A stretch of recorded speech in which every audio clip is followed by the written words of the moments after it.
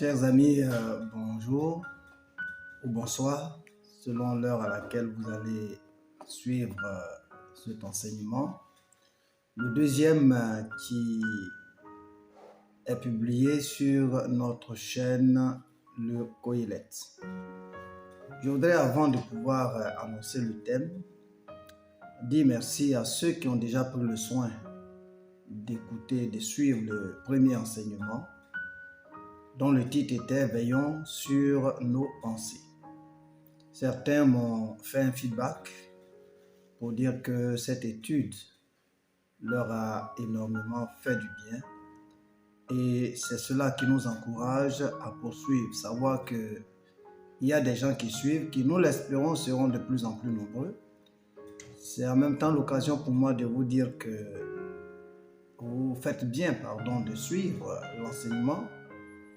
Mais comme vous connaissez les règles de fonctionnement sur le net et particulièrement des réseaux sociaux, nos canaux de diffusion, il ne faut pas oublier de liker et de partager pour que cela puisse faire du bien au maximum de personnes. Je souligne que notre souci, ce n'est pas d'acquérir une quelconque célébrité.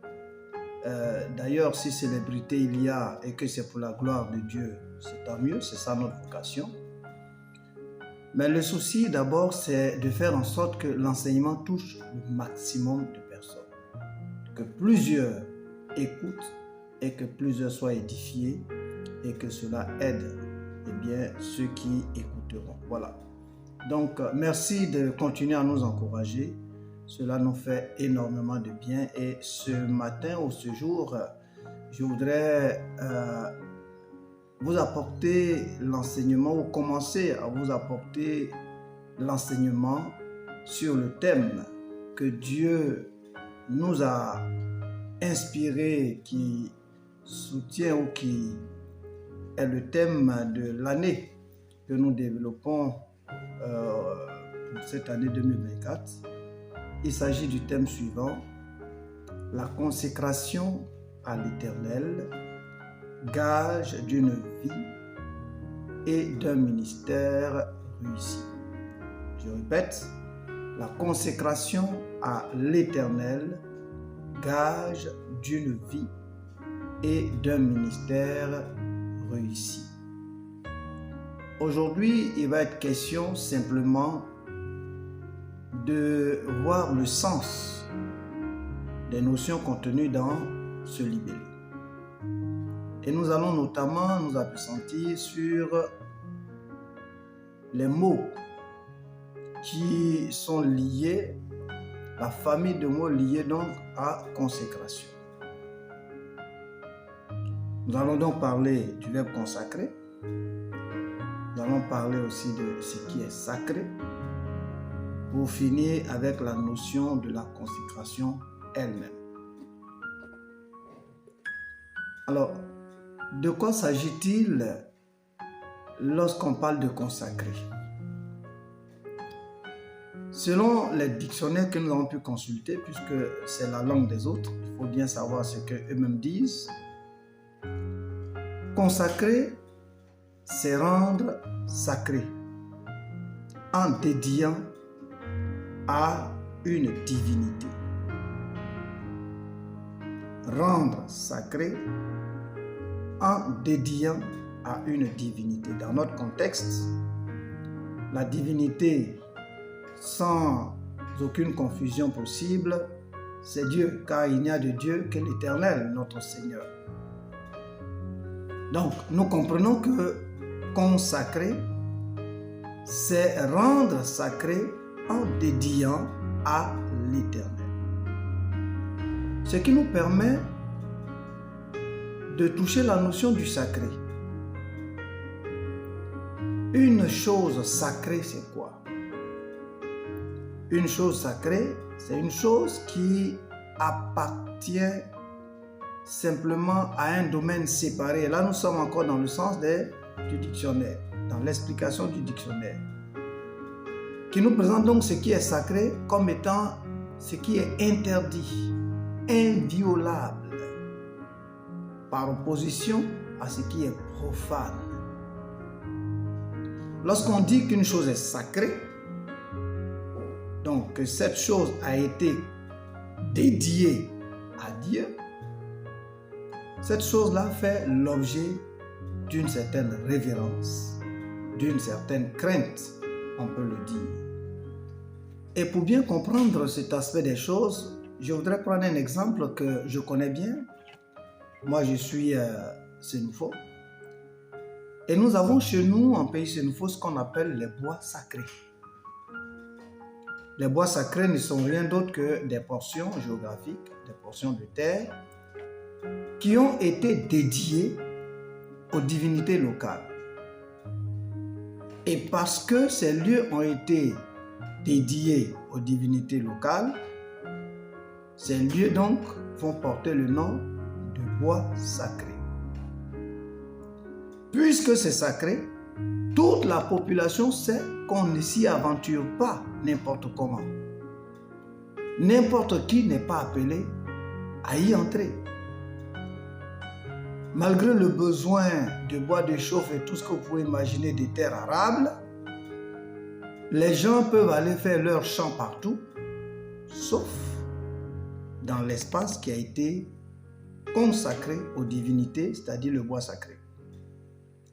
On peut se permettre d'aller chercher du bois un peu partout, couper des arbres, mais pour ce qui est du bois sacré, on n'y touche pas. Donc, nous voyons là, effectivement, la révérence, la crainte qui entoure le sacré.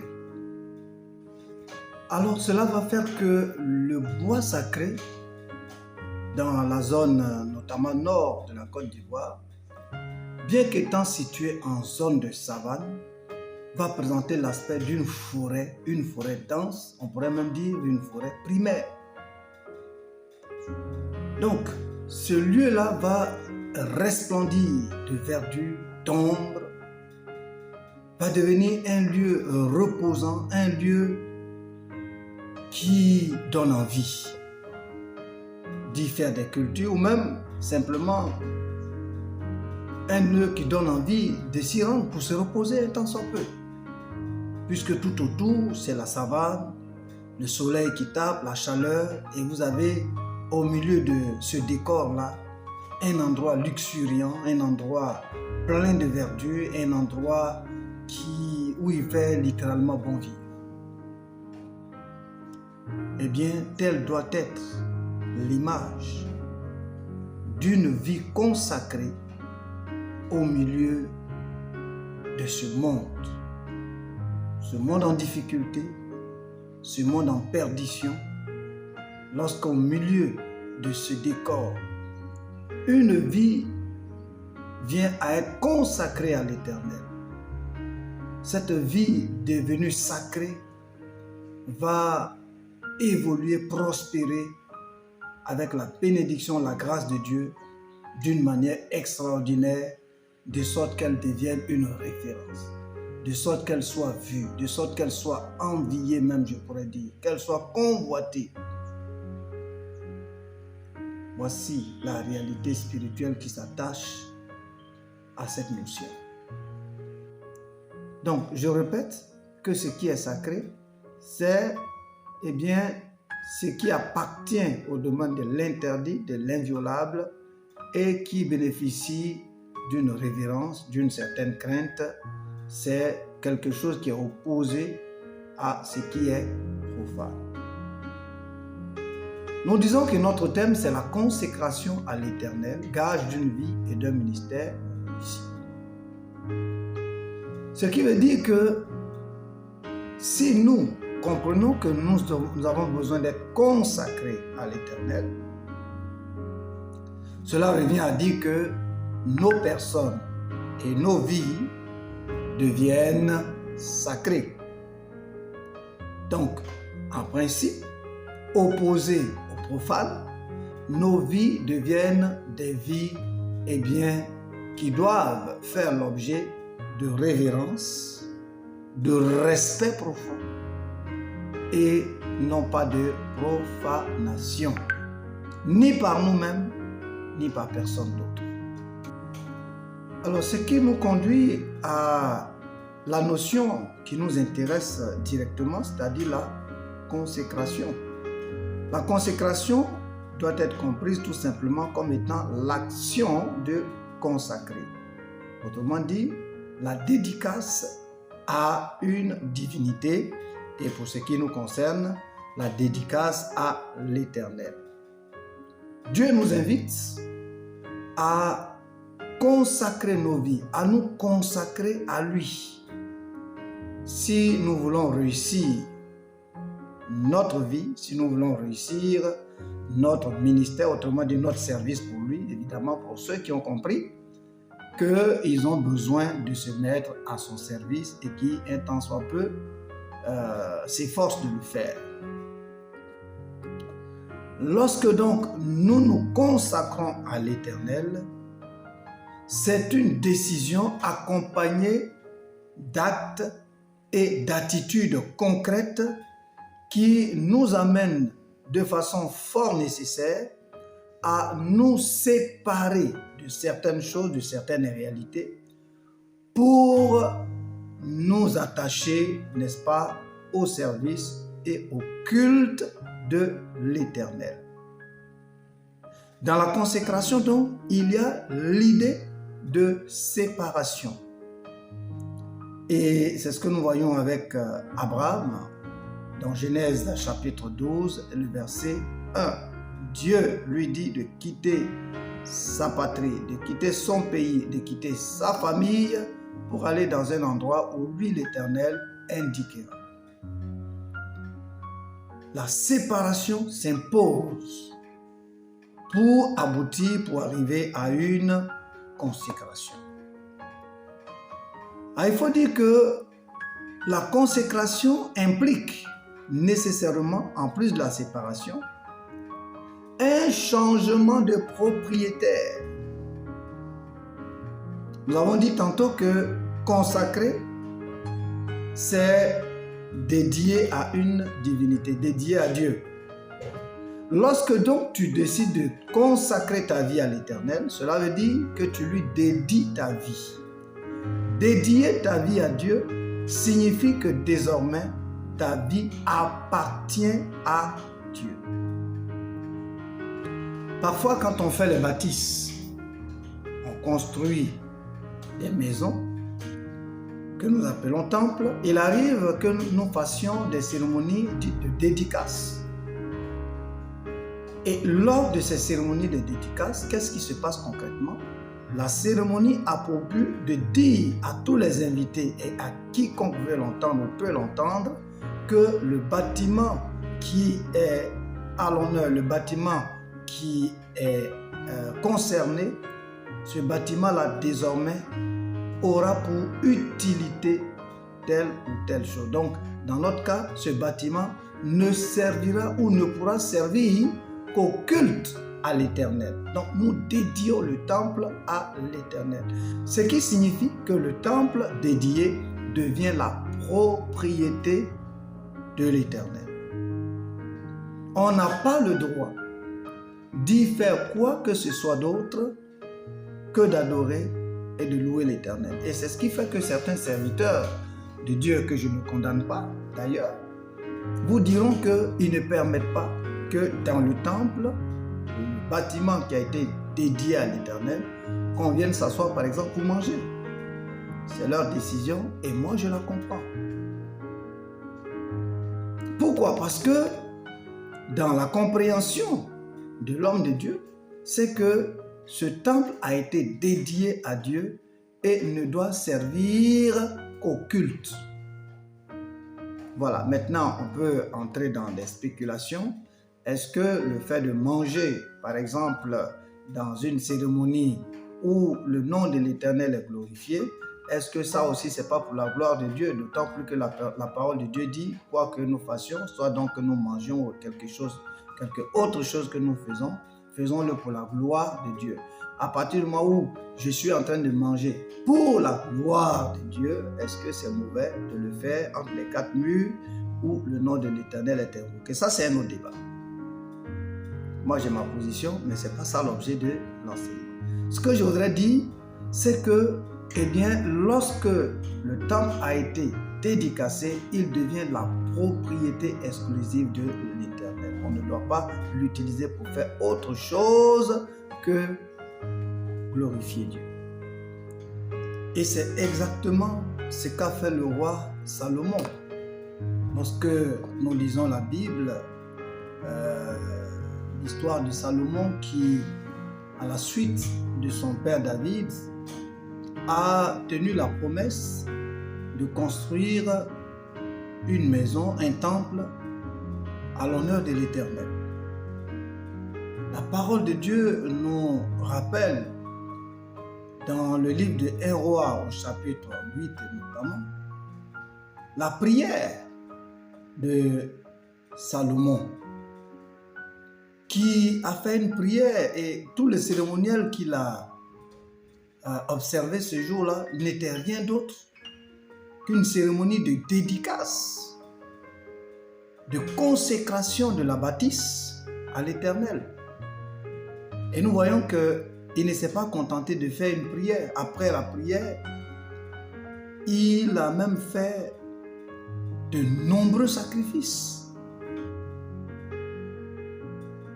Et la suite, nous la connaissons. Quand il a fini cette consécration, sa prière et les sacrifices qui ont suivi, l'Éternel va lui apparaître. Et Dieu va lui donner cette réponse pour dire que ta prière, Salomon, est exaucée. Je vais faire résider mon nom dans cette maison. Et tout ce que tu as demandé dans ta prière liée à cette maison, à ce temple, eh bien, il sera fait comme tu l'as demandé. C'est merveilleux tout simplement. Il a dédié la maison à l'Éternel et Dieu est venu pour apporter son cachet. Dieu est venu apporter son approbation à l'acte qu'il a posé. Alors, c'est exactement le même principe pour nous. En tant que personne humaine, si nous nous consacrons à l'Éternel, cela voudra dire que tout ce que nous faisons, tout ce que nous disons, tout ce que nous pensons, tout ce que nous entreprenons doit être pour la gloire de Dieu. Nous devenons, pour ainsi dire, la propriété ou les propriétés exclusives de l'Éternel. Alors, toi qui m'écoutes à ce moment, je voudrais que tu puisses à ce stade entrer en toi-même et jauger ta pensée, l'état de ton esprit. Depuis que tu dis avoir donné ta vie à Jésus, si tel est le cas, eh bien, à qui appartiens-tu? Qui est ton propriétaire? Autant vous dire déjà à ce niveau qu'il n'y a que 2 propriétaires. Il n'y en a pas 3. Avant de venir à Christ, nous avions un ancien propriétaire, l'ancien maître. C'est de là que Christ est venu nous libérer par l'action de la croix. Maintenant que tu dis, tu fais profession de foi, de croire en Christ, d'avoir donné ta vie au Seigneur, la question qu'il est convenable de se poser à ce stade de notre étude, est-ce que réellement tu es la propriété de Dieu? Autrement dit, est-ce que tu lui es consacré? Chers amis, c'est très important pour le croyant. En tout cas, pour celui qui veut vivre pour Dieu, pour celui qui veut aussi être sauvé, de savoir si oui ou non, il est consacré effectivement à l'Éternel. Dans Exode chapitre 12, ou du moins dans Exode 13, le verset 2, voici ce que déclare l'Éternel. Consacre-moi tout premier-né parmi les enfants d'Israël, tant des hommes que des animaux. Ils m'appartiennent. Parole de l'Éternel. Nous voyons donc, comme nous le disions tout à l'heure, que la consécration va permettre un changement de propriétaire. La personne l'objet ou l'animal consacré, pour ce qui concerne notre texte ici, va changer de propriétaire et devenir la propriété de Dieu. Dieu dit, il m'appartient. Mon frère, ma soeur, est-ce que tu appartiens à l'Éternel? Est-ce que tu lui es consacré? Ta vie ne démontre-t-elle pas que tu es encore, d'une certaine manière, ton propre propriétaire? Même si en réalité, être son propre propriétaire ne veut rien dire, car, comme je l'ai dit tout à l'heure, soit nous appartenons à l'Éternel, soit nous appartenons à notre ancien maître. Donc, d'une certaine manière, si nous pensons nous gérer nous-mêmes, si nous pensons être notre propre propriétaire, cela implique qu'en réalité, notre propriétaire, c'est l'ancien maître, c'est l'ennemi. Est-ce que, autrement dit, tu laisses Christ disposer de ta vie,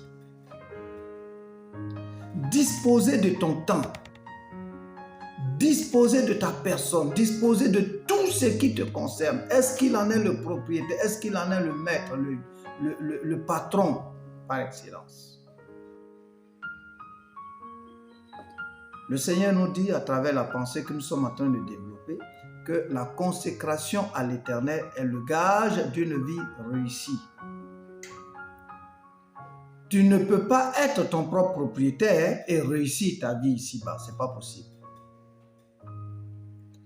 Tu ne peux pas être ton propre propriétaire et réussir ta vie ici-bas, ce n'est pas possible. Car l'homme ne sait même pas ce qui va arriver, la minute ou l'heure qui va suivre. Le seul qui sait, qui connaît la réalité d'une chose avant même qu'elle ne commence, c'est l'Éternel à qui nous devons être consacrés. Est-ce que tu lui es consacré? Est-ce que tu lui appartiens? Voici les bonnes questions que nous devons nous poser pendant que je suis en train de terminer la première partie de cette étude qui concerne la définition des notions. Normalement, si nous sommes consacrés à l'Éternel, nous entrons, notre vie entière rentre dans le domaine de l'interdit, c'est-à-dire que n'importe quoi ou n'importe qui ne doit plus nous toucher, ne doit plus faire de nous ce qu'il veut.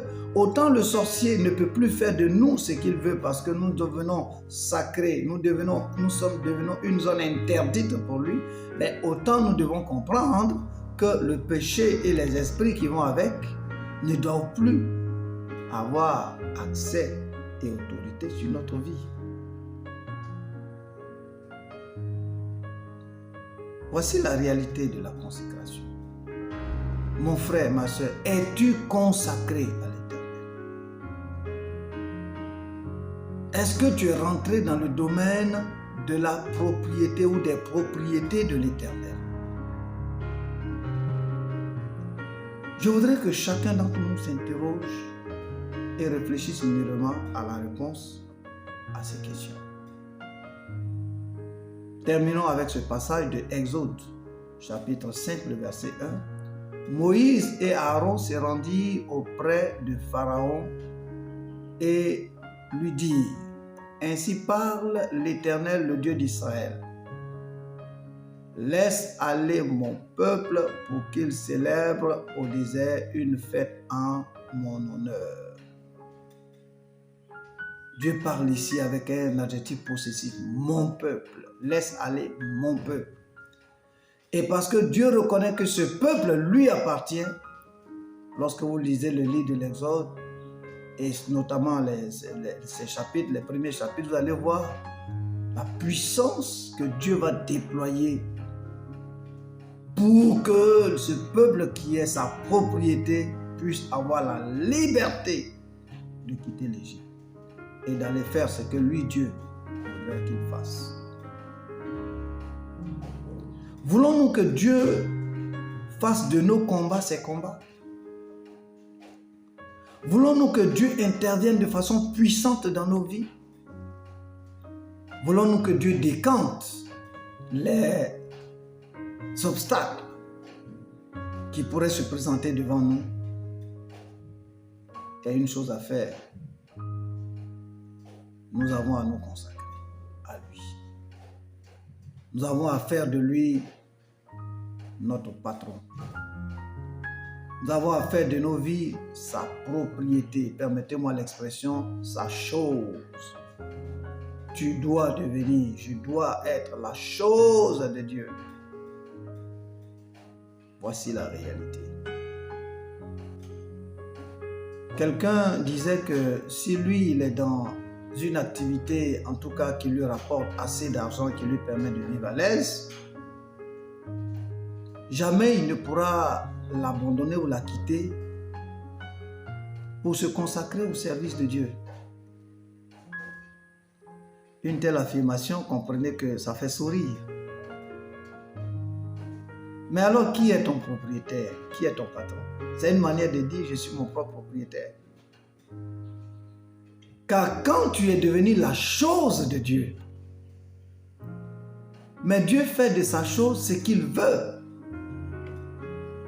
Regardons, lisons ce verset dans la Bible qui nous clarifie bien cette idée. Notamment Romains chapitre 9, à partir du verset 20. Il dit, ô homme, toi plutôt, qui es-tu pour contester avec Dieu?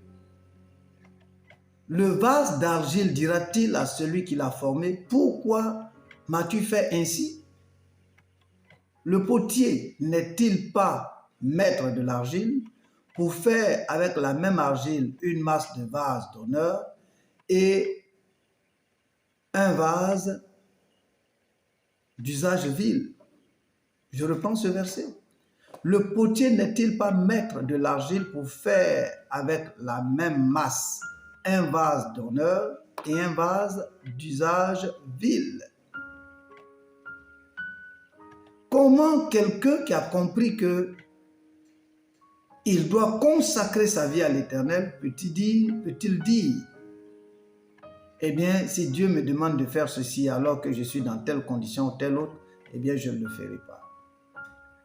Revois ta vie, revois ta position, revois la réalité de ta vie par rapport à la consécration. Ça veut dire que tu n'es pas consacré à l'Éternel. Nous aurons l'occasion de le voir dans la suite de l'étude. Beaucoup de personnes pensent que ne sont consacrées à l'Éternel que des personnes qui ont été, comme on le dit communément, appelées par Dieu et qui ont laissé quelque activité que ce soit pour ne s'intéresser qu'aux activités cultuelles, aux activités relatives à l'Église. C'est des personnes de ce genre qu'on dit être consacrées. Oui, lui, il est consacré. Mais je voudrais vous dire, et nous aurons l'occasion de le développer, que tout chrétien, toute personne qui a quitté le monde pour venir à Christ est et doit être une personne consacrée. Que le Seigneur nous aide à le comprendre. Si nous avons bien compris le sens profond de la notion de consécration, le verbe consacrer notamment, la notion de ce qui est sacré, alors ces vérités vont nous apparaître clairement et nous n'aurons pas du mal à nous incliner et à nous consacrer. Que Dieu vous bénisse.